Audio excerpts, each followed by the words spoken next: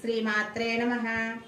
ఈరోజు వీడియో భగవంతుణ్ణి కోరుకున్న కోరికలు బయటికి చెబితే తీరదా, మొక్కుబడులు చెల్లించకుంటే దేవునికి కోపం వస్తుందా?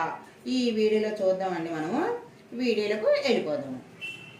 దేవుని పూజించి కోరే కోరిక ఖచ్చితంగా ఎంతో బలి అయినది, బహు కష్టమైనది, మన వల్ల కానిది అయి ఉంటుంది.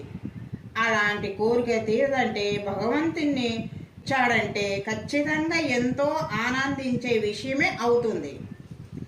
అంత సుఖించే విషయము ధనము, సౌఖ్యము, పదవి, చక్కని భర్త లేదా భార్య ఏదైనా కావచ్చు.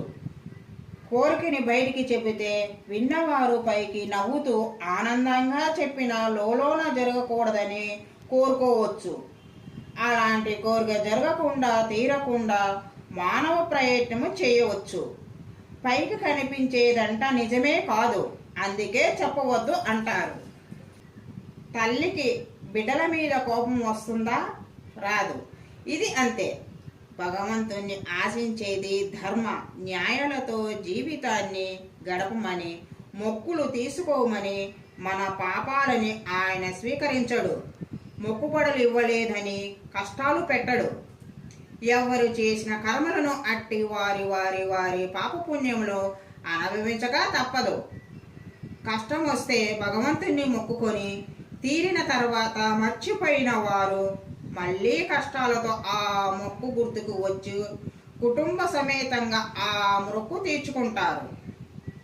భగవంతుడు ఎప్పుడు మాట మీద సత్యం మీద నిలిచి ఉండమంటాడు. దాన్ని మీరితే అది మీ సమస్య, ఆయన సమస్య కాదు. ఈ వీడియోలో మొక్కుబడులు చెల్లించకుంటే భగవంతుని కోరుకున్న కోరికలు బయటికి చెబితే తీరదనే వీడియో చూసాం కదండి. మన నెక్స్ట్ వీడియోలో కలుసుకుందాం. వీడియో నచ్చితే లైక్ చేయండి, షేర్ చేయండి, సబ్స్క్రైబ్ చేయండి. Thank you.